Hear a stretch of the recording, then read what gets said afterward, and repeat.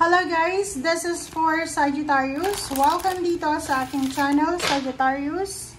Alamin natin kung anong messages, vibration, gabay, energy para sa lahat ng Sagittarius. This is general reading for second half of August 2025. From August 16 to 31, Sagittarius. Number 3, Tower.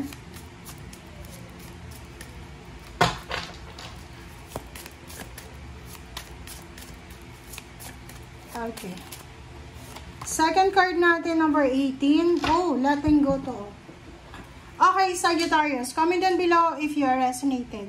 Kasi dito sa number 3, the Tower, sinasabi ng barahan na you need to unplug and relax. Sa kung ano man ang nangyayari sa ngayon. Letting go. Let them go. Okay, hang. So, like for example, may gusto kang gawin. Ang energy mo na to is resonated siya sa Aries. Pwede kang manood sa Aries. Kasi, eto siya. Sinasabi ng barahan na may mga bagay-bagay sa buhay mo na hindi mo gusto. May mga gusto kang gawin, may mga plano ka sa buhay na parang, hindi siya nangyayari. Or parang, ang dami mong gusto pero hindi pa para sa'yo eh. Parang hindi pa dumarating. So, sinasabi ng barahan na wag nating masyadong seryosohin yung buhay. Kung wag mong i-complicate yung buhay mo na kung may mga nahang na postpone like contract signing, travel, or kung ano man tong na-postpone na to, just accept it. Okay, wait lang guys. Nasa mid ako.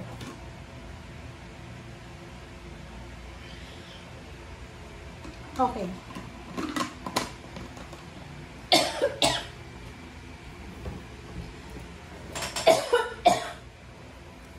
Okay. So, let them go. Okay? Sinasabi ng barahan na minsan, sa buhay ng tao, hindi lahat ng gusto natin mapapasa atin. Minsan, yung ayaw natin, yung nangyayari sa buhay natin. Minsan, yung gustong-gusto natin ay hindi nangyayari. Ganun ang buhay. And wala tayong control dito sa mundo.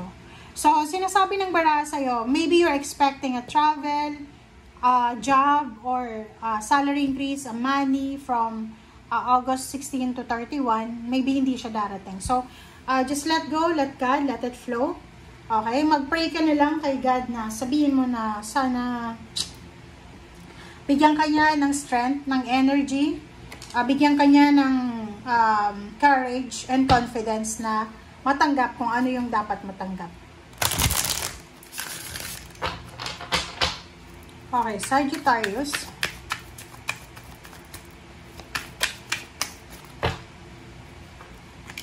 Alright, so, wow! Diba? So, makikita mo dito, eto, hangman na upright, eto, hangman na reverse. So, sinasabi ng baraha sa'yo dito, na kung ano man ang nahang dito, ay posibleng matutuloy siya, pero hindi pa sa ngayon. So, hindi ka dapat nag-aalala, hindi ka dapat nalulungkot, hindi ka dapat umiiyak. For example, ito job offer, contract signing, visa, passport, or anything na delay, ay posible siyang mangyari ulit. Like, ito, sabi ko sa kanina, maybe you're waiting for a lump sum of money. Ito siya. Okay, so, kung halimbawa sa ngayon, may rejection ka, rejected ka sa trabaho, rejected ka sa bangko, umuutang ka ng pera, okay lang yun. Kasi sinasabi ng baraha, kung ano man ang nahang, ay posibleng darating yan sa'yo sa right time, right or perfect time, perfect moment. So, wala tayong control. Yun nga sinasabi ko sa'yo kanina. Wala tayong control. So, just let go. Let it go. Let it flow. And, yun, accept. Okay? Alright. So, diba? Tatlo yung hangman mo eh. Tatlo. Dalawang upright, isang reverse. So, sinasabi ng baraha sa'yo na August 16 to 31, wag ipipilit yung hindi dapat. Pag hindi natuloy, wag mo nang ipilit. Pag alam mo na 50-50 yung chance, wag mo nang ipilit. Diba?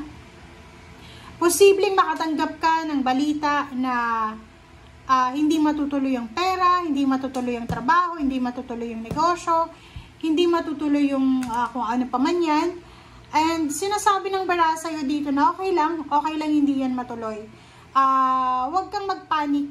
Sinasabi ng Ace of Wands na manatili tayong excited, manatili kang confident, manatili kang persistent sa kung ano man itong gusto mo.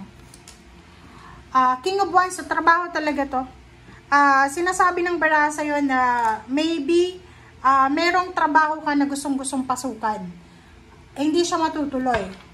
Like, naka-sign ka na ng contract na pwedeng magsisimula ka ng training August 16 or 17 or within that second half of August. But the problem, hindi siya matutuloy. Etong Ace of Wands, sinasabi na isang unexpected na news, isang unexpected na parang ano siya, unexpected na news, unexpected na offer, job offer, na pwedeng magdala sa'yo ng financial success.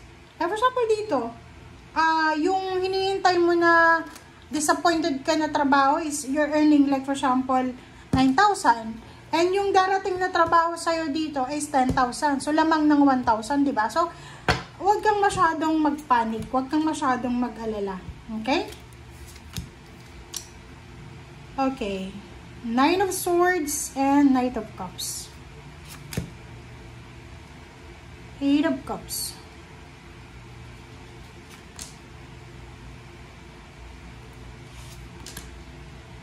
Alright. So, nakikita ko sa'yo dito. Mag-comment ka sa comment section.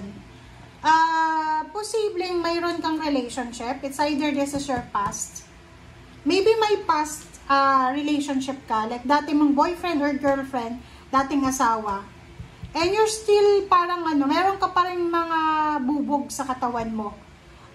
Dala-dala mo pa rin yung regrets mo. Dala-dala mo pa rin yung what if mo. Kasi pwedeng yung dati mong asawa, dati mong karelasyon, ay iniwanan ka, it's because of financial problems, or it's because of your financial status sa buhay. And possible na nakahawak siya, or nakahanap siya ng isang tao na kayang ibigay yung hindi mo kayang ibigay. So, like ganyan. Like, for example, yun. May asawa ka dati siguro, or girlfriend, boyfriend, or ka-live-in, na sobrang materialistic babae or lalaki man sila. And, iniwanan ka because wala kang trabaho, or may trabaho ka pero hindi mo ma-provide yung mga luho niya sa buhay. So, ang ginawa niya, iniwanan ka, and nakatagpo siya ng mayaman. So, nasa ganun ka na naman na sitwasyon ngayon. So, in a relationship ka, natatakot ka na baka yung karelasyon mo ay iwanan ka rin because of financial status mo sa buhay. Kaya nai-stress ka. Comment down below if you resonated. Alright, so last 4 cards tayo. Sagittarius. Ten of Pentacles, Magician, Five of Swords, and Knight of Pentacles. Ihanda mo yung sarili mo kasi isang unexpected, magician to isang unexpected milagro ang posibleng darating sa'yo. This is a good news about lump sum of money. Which is, yun na nga sabi ko, yung ini-expect mong pera is maybe 9,000. Yung darating sa'yo is 10,000. So, lamang ng 1,000. Basta sinasabi ng bara sa'yo dito, lahat ng mangyayari sa'yo, this is redirection.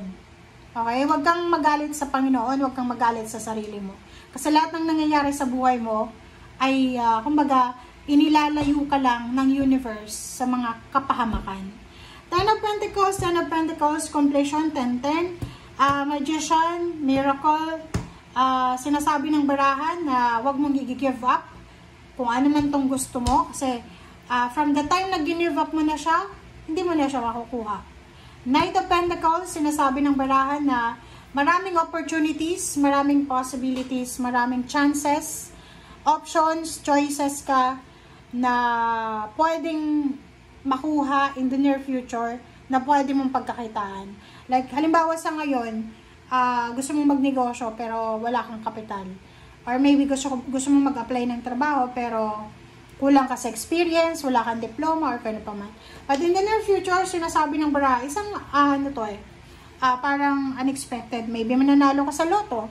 Maybe, may inheritance na bigay sa'yo. Or maybe, unexpected siya, parang uulan ng biyaya sa buhay mo, sa future. Okay? Thank you guys. Bye!